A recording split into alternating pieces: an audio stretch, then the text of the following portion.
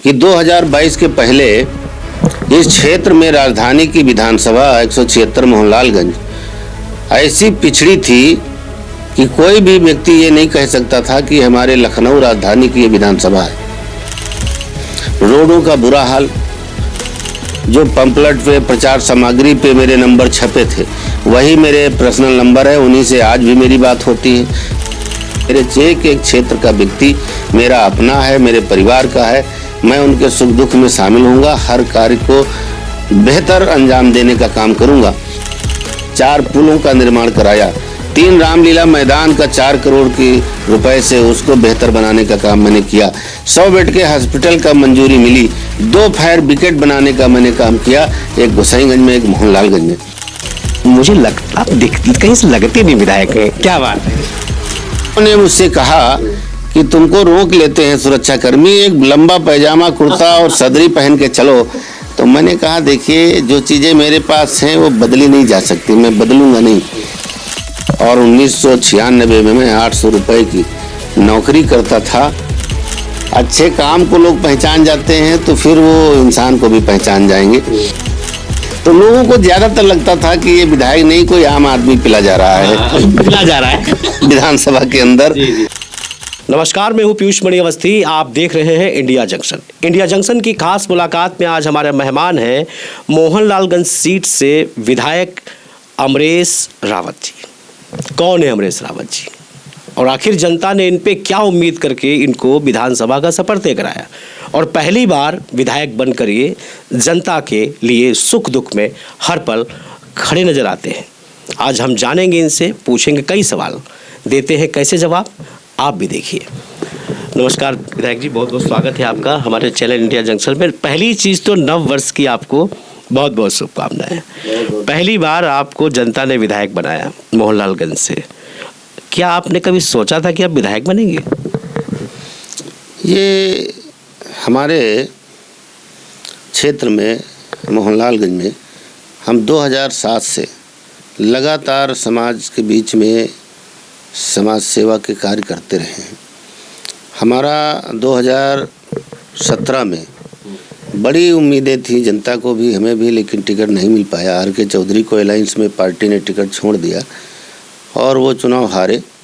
2022 में हमें भारतीय जनता पार्टी का आशीर्वाद मिला और हम चुनाव बेहतर जीत के आए। वो क्षेत्र की जनता, जो देवतुल्य जनता ने हमारे ऊपर आशा और विश्वास करके इस न्याय के मंदिर में विधानसभा में पहुंचाने का काम किया, 2022 में कमल खिलाने का जो काम किया, मैं उनका जीवन भर ऋणी रहूँगा।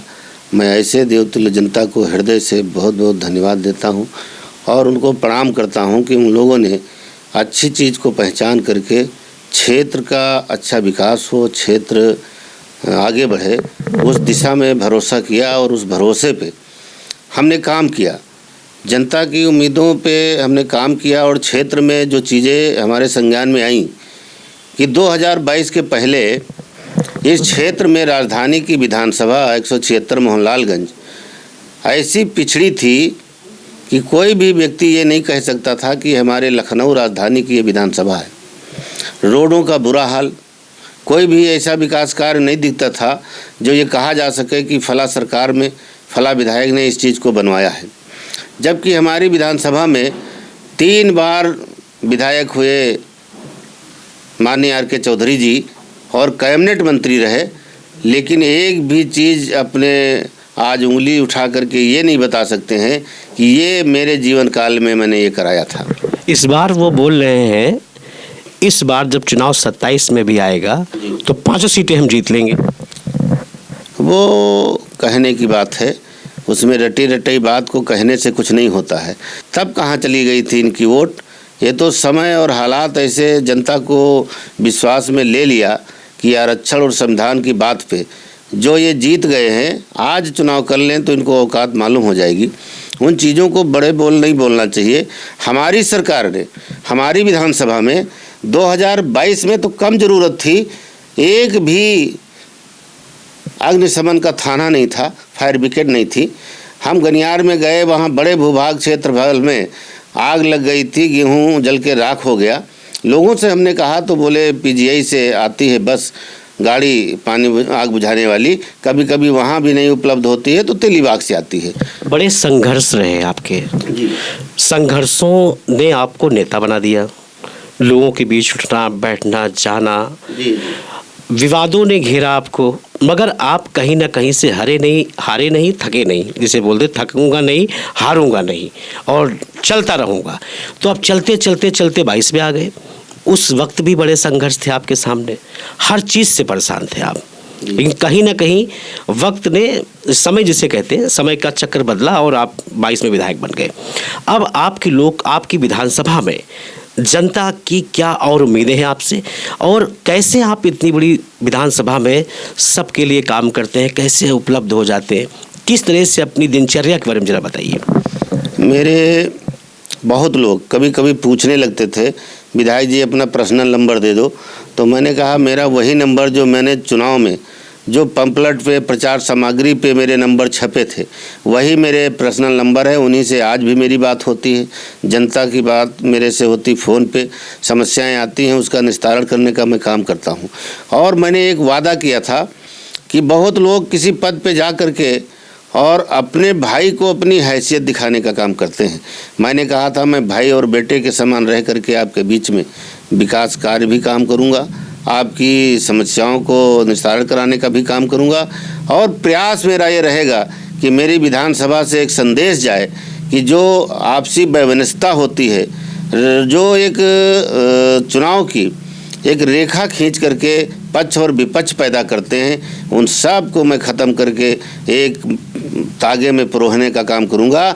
जिस तरीके से सरदार वल्लभ भाई पटेल जैसे महापुरुष पूरे देश को प्रेम की तागा में पिरोने का काम किया, मेरे अंदर उनसे संकल्प लेते हुए मन में अपने ये सोचा कि मेरी विधानसभा में कुछ ऐसा संदेश जाए कि जो एक चुनावी वैमनस्यता लोगों के अंदर होती है, ये दूसरे हैं, ये फलां हैं, ये धमाका हैं, मैंने कहा मेरे सभी लोग हैं, मेरे एक एक क्षेत्र का व्यक्ति मेरा अपना है, मेरे परिवार का है, मैं उनके सुख दुख में शामिल होऊंगा, हर कार्य को बेहतर अंजाम देने का काम करूंगा। उसमें मैं काम किया तो मेरे हर दल के लोग मेरे साथ हैं कि सारे लोगों की इच्छा है भारतीय जनता पार्टी की। मैंने कहा भारतीय जनता पार्टी की सरकार ने, माननीय हमारे मुख्यमंत्री जी ने जो भी मैंने मांग की आज तक सारी मांगों को पूरा किया। जो स्थिति रोडों की थी, आज पूरे क्षेत्र में चाहे जिस तरफ लोग नातेदारी रिश्तेदारी या ब्लॉक या तहसील या शहर कहीं जाते हैं, लेकिन रोडों का पूरा जाल बिछा हुआ है। जो रोडें बची हैं मैं पूरा प्रयास करता हूं वो भी बन करके तैयार होंगी, और माननीय मुख्यमंत्री जी से मैं लेटर लिख करके उनकी मांग किया करता हूं। अच्छा, आवास मेरे 3-4 ऐसे काम हुए कराया है मैंने, 4 पुलों का निर्माण कराया, 3 रामलीला मैदान का 4 करोड़ के रुपए से उसको बेहतर बनाने का काम मैंने किया, 100 बेड के हॉस्पिटल का मंजूरी मिली, 2 फायर ब्रिगेड बनाने का मैंने काम किया, एक गोसाईगंज में एक मोहनलालगंज में। ये इस टाइप के काम किया। तो मैंने लोगों से कहा कि इतने दिनों में कोई एक कार्य बताए कि कौन क्या किया है, तो मुझे ये सुनने को मिला कि आर.के. चौधरी एक समय में, मैं एक कार्य की बात बता रहा हूँ, मैं कोई आर.के. चौधरी बड़े नेता रहे हैं, मेरा उनके प्रति कोई गलत विचारधारा नहीं है, लेकिन जब आप उस पद पे रह करके जनता के मन को नहीं मोह पाए तो इसका मतलब आप अच्छा काम नहीं किए। एक हमारे यहाँ 46 बीघे का ज़मीन जो है खेल कूद मैदान के लिए स्टेडियम में दर्ज है खतौनी पे, उसको लोग बता रहे थे कि इन्होंने उस समय चर्चा की कि इसका स्टेडियम हम बनवा देंगे, लेकिन वो स्टेडियम नहीं बना। वो ले जा कर के लोगों से मैंने सुनने को मिला कि वो फैजाबाद में बनाने का काम किया, लेकिन मोहनलालगंज में वो भी बनने से रह गया। तो एक ऐसी कोई चीज़ नहीं है। 3 बार के विधायक रहे वहाँ से, फिर फैजाबाद लेके क्यों चले गए? कैबिनेट मंत्री रहे, इसीलिए जनता ने उनको नकार दिया। ये तो उनका लक है। जो कुछ चीज़ें ऐसी हुई जो जनता में विश्वास, गलत चीज़ का भरोसा दिला दिया समाजवादी ने कि आरक्षण खत्म करेंगे और संविधान खत्म करेंगे, इस नाम एक बयार चल गई, एक लहर चल गई, लोगों के गुमराह हो गए, लेकिन आज वो समझ गए कौन सही है कौन गलत है। अच्छा, एक सवाल मेरा और है कि आपकी विधानसभा में 4 नगर पंचायतें, 4 में 1 ही जीत पाए, 3 हार गए आप। जबकि आप विधायक थे वहाँ के, उसी जनता ने आपको विधायक बनाया था, फिर उसी जनता ने 4 में 3 साफ हो गई, 1 जीत पाए। तो ये कुछ समझ में नहीं आई बात कि आप हार कैसे गए फिर? बहुत प्रयास किया, मैं बहुत सरल स्वभाव से प्यार से कहा कि कैंडिडेट जिनको मैंने चाहा कि ये लड़के चुनाव जीत सकते हैं, वो लोगों ने गुमराह करके सही कैंडिडेट देने का काम नहीं किया और लग करके काम नहीं किए, वरना हम 4 में 4 सीटें जीत सकते थे। लेकिन उस गलत उसमें टिकट का वो हुआ, मेरी बात नहीं मानी गई, मेरे कहने पे एक टिकट नहीं किया और मैं बड़ा वो हुआ इस बात से। तो मैंने कहा ठीक है, जो संगठन से आई है बात उसको मैं मानता हूँ, उस पर मैं काम करता हूँ, मेहनत किया, लेकिन गोसाईगंज केवल जीत पाए। और वो भी निर्दलीय जीत चुके थे पहले ही। हाँ नहीं, गोसाईगंज पार्टी से जीते, गोसाईगंज पार्टी से जीते और फिर मोहनलालगंज निर्दलीय जीते। हाँ, मोहनलालगंज। जी जी। मैंने आपको चुनाव विधायक बनने से पहले भी देखा है और आज विधायक बनने के बाद जब 1 साल रह गया चुनाव को आपके, लेकिन मुझे लगता आप कहीं से लगते नहीं विधायक हैं, क्या बात है?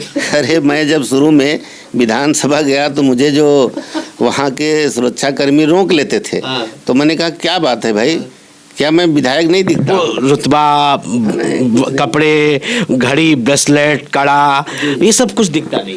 मैंने अपने जो है लोगों से, जनता से एक वादा किया था कि मैं चुनाव जीता तो नॉर्मल आपके बीच में भाई और बेटे के समान रहने का काम। कपड़े वही पहनते हैं जो पहले पहनते थे, वही कपड़े, कोई लग्जरी नहीं है, कोई ब्रांडेड नहीं है, कुछ नहीं। लोगों ने मुझसे कहा कि तुमको रोक लेते हैं सुरक्षाकर्मी, एक लंबा पैजामा, कुर्ता और सदरी पहन के चलो।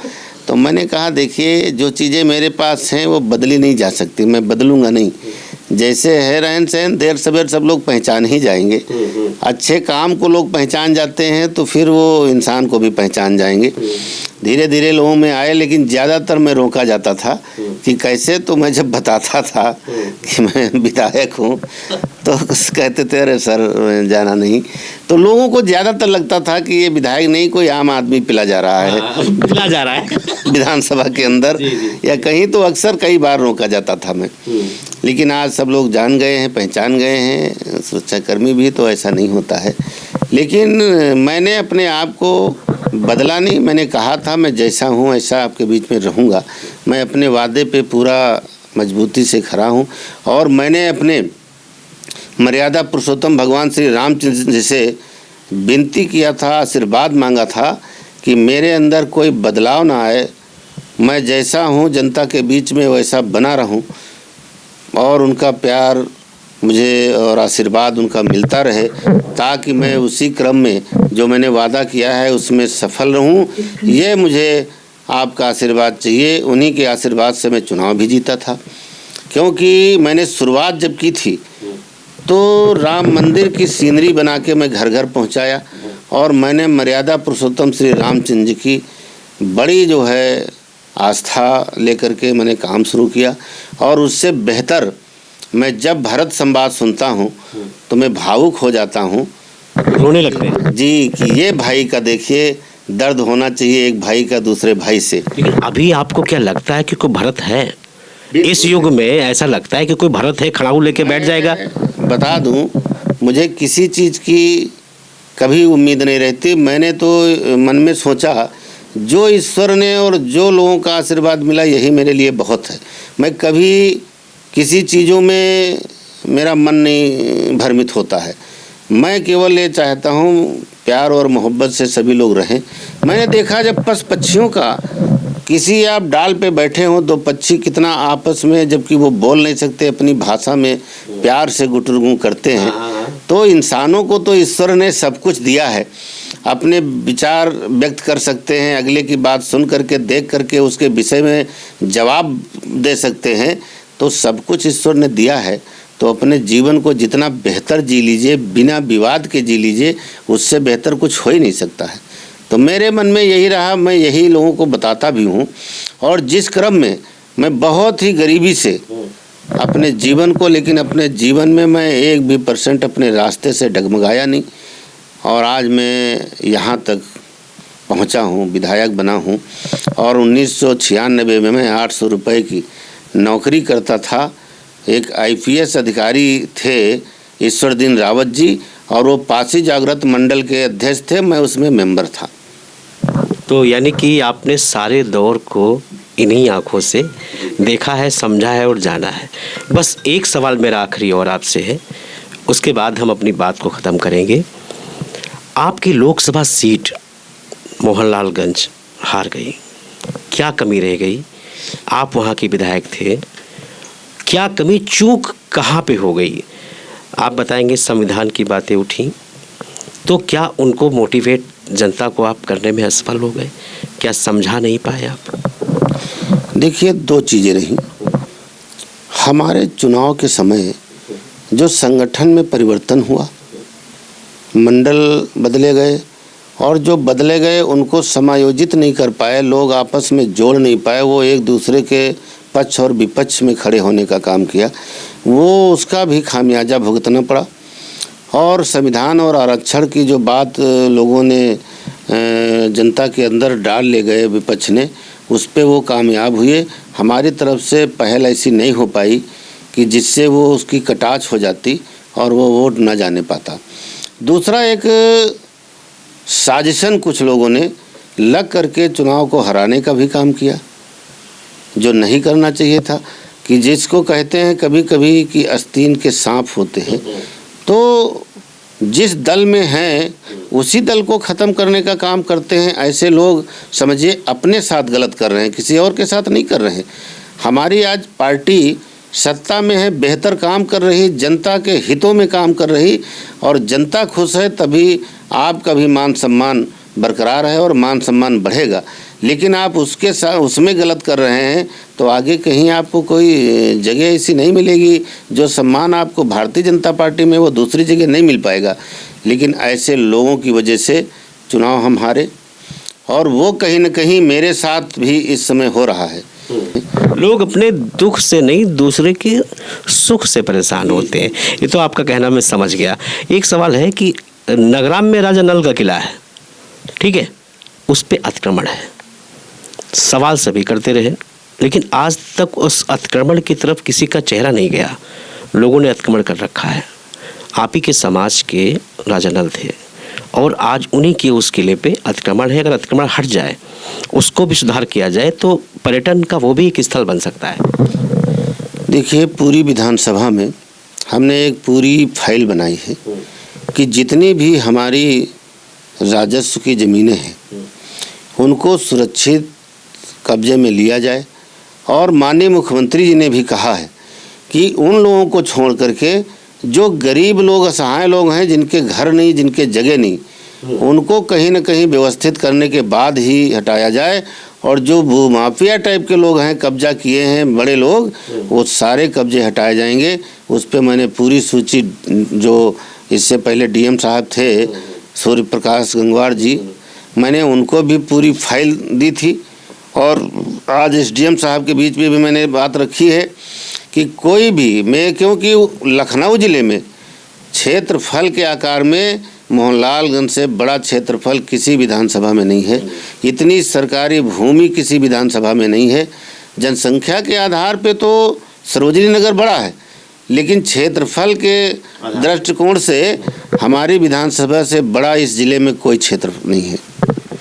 तो ये थे हमारे साथ मोहनलालगंज से विधायक अमरेश रावत जी, जिन्होंने सारे सवालों के जवाब दिए, बताया कि कैसे उस करेली झील का निर्माण होगा, कैसे पर्यटक वहाँ पे पर्यटकों के लिए स्थल बनेगा, और कैसे उस अतिक्रमण को हटाने के लिए किन किन तरह से ये पहले ही कार्रवाई कराने के लिए एप्लीकेशंस, फाइल्स पहुँचा चुके हैं। और योगी जी की तारीफ में जितने भी शब्द कम है सब बताए इन्होंने। हम फिर हाजिर होंगे एक नए मेहमान के साथ, तब तक देखते रहे, बने रहे इंडिया जंक्शन के साथ।